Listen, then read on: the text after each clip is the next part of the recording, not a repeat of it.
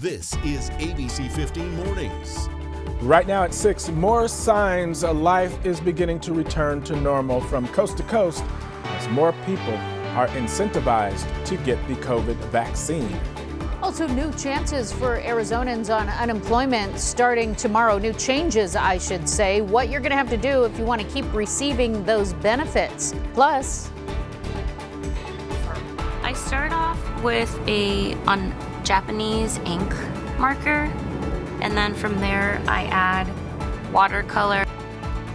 The local woman capturing the beauty and vibrance of the valley through her artwork. We'll take a closer look. hey, lots of reasons to get you smiling on this Sunday morning, including a live look at the Phoenix Arena ahead of the Suns' first NBA playoff game in more than a decade. The sun is up, the lights are on, ready to welcome fans. Today, we're going to have more on all of that coming up in just moments. But first, we want to say good morning to you as we come up on 6 o'clock. I'm Nohelani Graff. And I'm Mark Thompson. And Nohe, I was looking online to see maybe I could score a ticket or something to the game. And then I was like, no, even for one person. I was like, the couch looks pretty good compared to the high cost for getting in to see that action this afternoon. But that just goes to show you, I mean, just what a big deal this game is and who we're playing as well. Absolutely. Everybody is so excited. I mean, you could just feel the change in the air here in the valley. And there are other changes in the air because it's cold. So it's not just the goosebumps from the game. It's also, it's chilly out there compared to where we've been the last couple of mornings. We're like yesterday, though, nice and cool. You can see a live view of Camelback there in that picture. Clear skies, 60 degrees at Phoenix Sky Harbor right now. Just a light breeze around 6 miles an hour. So if you want to get out early, go for a run, go for a hike. We're going to be in these cooler temperatures for a while. It'll take us until 10 to even get into the 70s this morning. And then we will work our way into the 80s. By 2 o'clock, we're at 86 degrees. We're warming even beyond that, but if you have other things you want to do, like go wash that car, maybe you got some of that rain that we saw to end last week and you want to wash it off, we're giving you the green light. The next several days, our conditions are staying clear and dry, but they're also really starting to warm up. Triple digits are back in that forecast. I'll talk about how long they're going to last this time coming up in that full, most accurate forecast. Well, it is time to rally the valley. Today, the Phoenix Suns enter Game 1 of the NBA playoffs, and it is a day more than a decade in the making as they prepare to take on the Los Angeles Lakers, who was ironically the team that knocked them out of the playoffs the last time the Suns were in it. Now the Suns, they're preparing to host the Lakers this afternoon and try to get some revenge for way back when. And our very own Adam Waltz, he tweeted out this video yesterday showing Lakers flag flying directly across the street from the Phoenix Suns arena. Well, we weren't going to let that stand. The Suns saw his tweet and jumped into action. Take a look.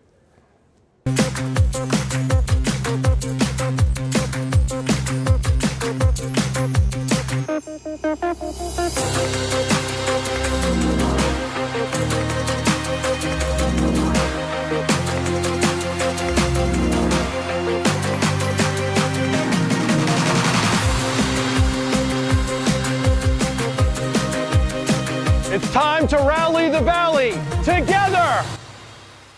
Yes, That together. That's what we're talking about. And I can tell they used a cool drone shot in there, too, to get that backup shot looking at the building. I mean, they did that quick, and you know, kudos to Adam for spotting it and letting everybody know. We can't stand for that. No. Not today, not right now. I do not think so. I love it. I also love the Rally the Valley new logos and t-shirts. I do too. Gotta get one of those shirts. They look so so yeah, cool. me too. I'm with you on that. No. Oh, the colors are awesome. Okay, so if you want to watch the game today, Game 1 against the defending champs, the LA Lakers. Not going to be an easy one, but we're hoping it'll make for a great game. Tip-off 12:30 this afternoon. You can watch it right here on ABC 15, and then don't change that channel. We're going to have a post-game wrap live from downtown Phoenix immediately following the conclusion of that game. We cannot wait. We'll see you there.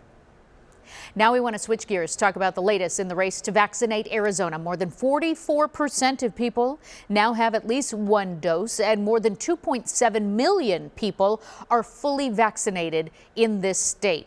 Dr. Anthony Fauci says the worst could be over, and there are plenty of signs that life is slowly returning to normal as fully vaccinated Americans embrace their newfound freedom, enjoying sporting events and other activities. In fact, ABC's Christine Sloan shows us more. The nation's daily average of coronavirus cases plunging nearly 90% since early January. But even as reported deaths are decreasing, an average of 500 people have died from COVID every day over the last week. Incentives still being offered to get people vaccinated. In Los Angeles, people who got their shot at a pop-up clinic at the Hollywood Pantages Theater got a chance to win free tickets to Hamilton. COVID, of course, happened and then we couldn't see it. And so now that's also definitely a good thing. Rhode Island, now the 8th state with more than 70% of adults having received at least one dose. President Biden wants the entire country to reach that milestone by July 4th. I believe that's an attainable goal. You're going to see an even greater decline to the point where the cases on a daily basis are not of any concern. Kyle Barnes regrets not getting the shot. She spent 2 weeks in the hospital and is now home with COVID complications. If I could go back in time after everything that I've gone through, I would give a lot to have been able to get that vaccine.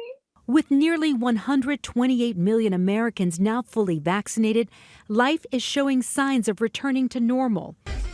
In Las Vegas, in New Orleans, and in New York, the Barclays Center, home to the Brooklyn Nets, opening to more than 10,000 fans for the team's first playoff game. I feel fine. I'm fully vaccinated, so I feel very safe, and I'm excited to see the game. Christine Sloan, ABC News, New York. Right now, Peoria police, they are looking for an armed robber that's on the run. Officers say that early this morning, the suspect, he went into a Circle K on Union Hills near 99th Avenue, demanded money, and then fired a shot into the air. We're told that the robber got away with an undisclosed amount of money, but thankfully, no one was hurt. Starting tomorrow, Arizonans on unemployment will once again have to prove that they're searching for a job if you want to keep receiving those benefits. Governor Doug Ducey announcing earlier this month that he was rolling back Arizona's pandemic unemployment programs due to worker shortages in the restaurant and hospitality industries. Arizonans will no longer be able to get that $300 weekly bonus starting July 10th. However, workers who get and keep a full-time job for 10 weeks will be eligible for a $2,000 bonus. Income limitations do apply.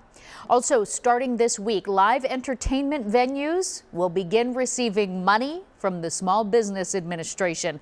Concert halls, theaters, and other similar venues are all going to receive $16 billion worth of grants. Each business could receive up to $10 million.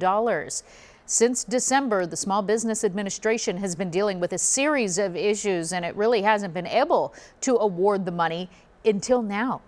Today, a virtual music festival featuring performances from schools and art organizations around the valley. The El Puente Festival starts at 2 p.m. on the Cultural Coalition YouTube channel. It'll include performances from the Kyrene Middle School Mariachi, Harmony Youth Group, and the Corona del Sol Steel Drum Band. I can already hear those steel drums in my ear. I love those. Well, tomorrow the city of Glendale is breaking ground on the new Heroes Regional Park Lake. This lake is part of the 81-acre park that will have fishing piers, ramadas, walking paths, and a fountain. It will be located near 83rd Avenue and Bethany Home, and it is expected to open later this year.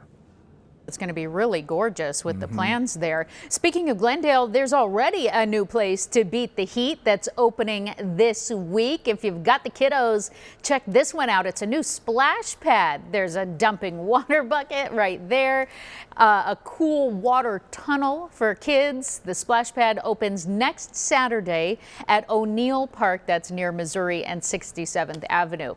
Opposite end of the building, of the valley, I should say, all 9 pools in the city of Mesa also open for summer next Saturday. The pools are going to be open at 1 p.m. for public swim.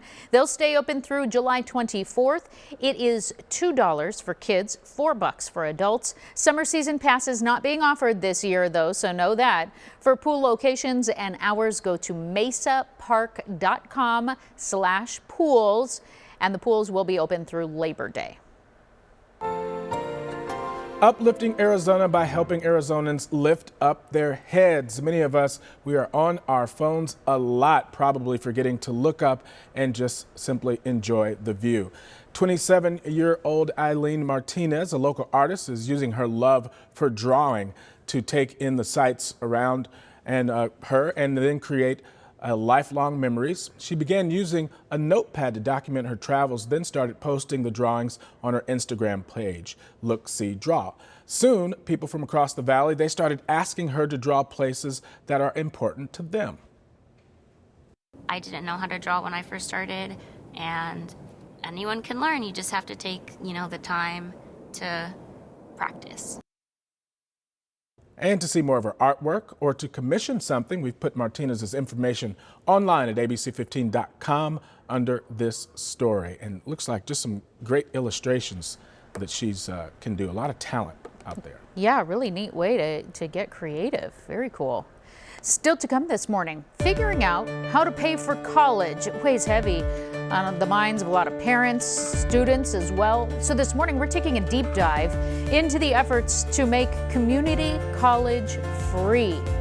Plus, there are new concerns about how well the COVID vaccine can protect transplant patients, why they might eventually need a third dose. We're breaking that all down. Stay with us on this Sunday morning.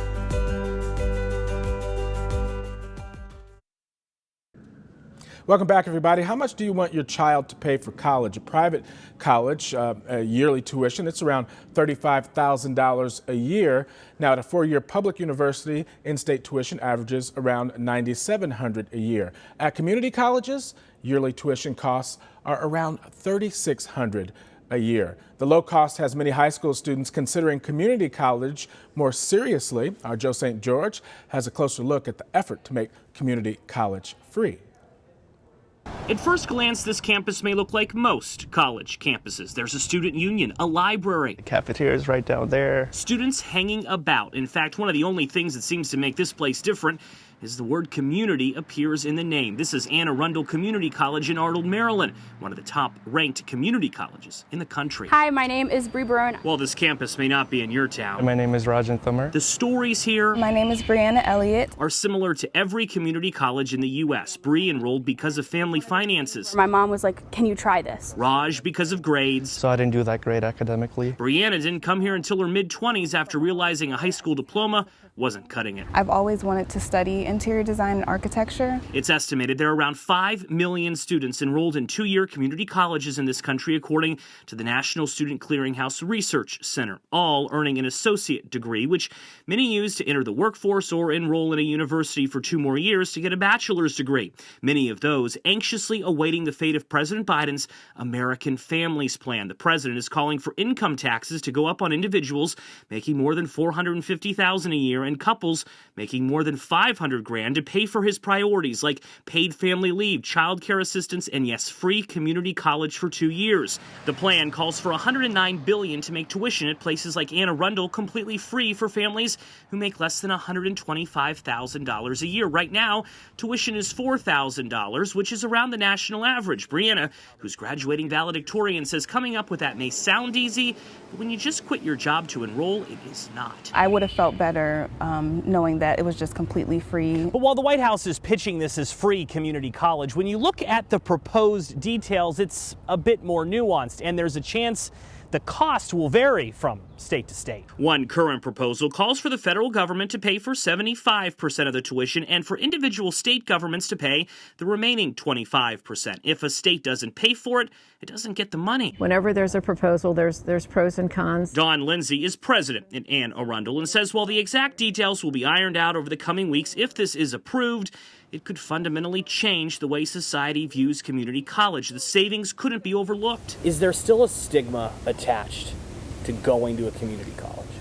I think so. She says that stigma, though, is slowly going away. It helps that the current First Lady teaches at a community college, not to mention more students aren't interested in graduating with massive debt. Community college is teaching more trade programs, too, helping men and women become everything from electricians to mechanics. We're in the process of putting a skilled trade center up right here because local businesses said that they've got these great paying jobs and they have students that they can't find to fill them. Still, though, the question facing this country is whether all this proposed government spending is worth it for these students. The answer is yes. Brianna's opening her own business. Raj studying to be a doctor. Bree, a high school teacher. My future started here. In Arnold, Maryland, I'm Joe St. George. Well, you may remember earlier this month, Governor Doug Ducey made Arizona the 24th state in the nation to allow community colleges to offer four-year bachelor's degrees that is in specific fields. Right now, the Maricopa County Community College District has about 200,000 students a year. Accessibility. All right, time now 6:17. Let's get a check of that most accurate forecast. It is frigid this morning up in the high country. It doesn't look like the middle of May at all up there. We're in the 20s this morning in the Grand Canyon. Started off in the teens, 29 degrees in Window Rock, barely above freezing in Show Low this morning. We're in the 20s in Heber and Flagstaff. Prescott is down to 41 degrees this morning, and we're in the 50s across the western and southern portions of our state. Right now in the valley, we've got some 50s out there as well. 54 in Goodyear, 57 in Glendale.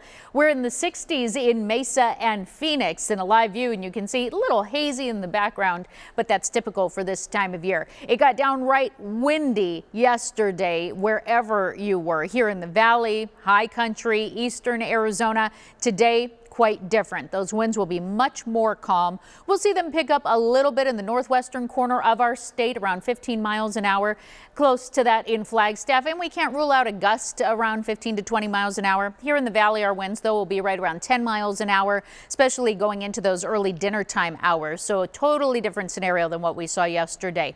Our UV index still very high, so lots of sunscreen if you're spending any amount of time outside. The conditions will still be nice if you want to go for a hike or maybe just have lunch outside. Air quality is in the moderate range, but tomorrow and Tuesday, be aware that there is an ozone high pollution watch in effect. So if you have any breathing difficulties, asthma, COPD, Monday and Tuesday, you're going to want to limit your time outside. And then things improve as we head into Wednesday. So for today, if you're going for a hike, really pleasant morning to do that. You might even need a light long sleeve to start off. By midday, we will be warming 81 degrees, and then sunset this evening is at 7:27. We'll be at 85 degrees, and we'll reach our peak heat before that. 89 will be the forecast high in Ahwatukee, Tempe, as well as Gilbert, and out in Goodyear and Peoria today, staying in the low 80s in Anthem and Wickenburg.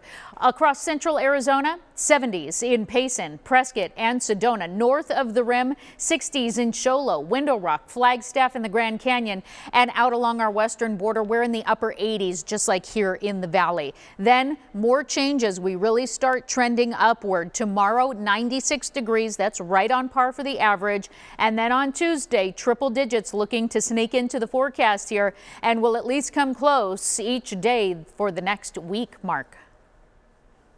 So much. Well, still ahead as we start to return to normal. We'll give you some tips about getting back out there and into society. Plus, an update on the Arizona election audit as they prepare to resume counting tomorrow.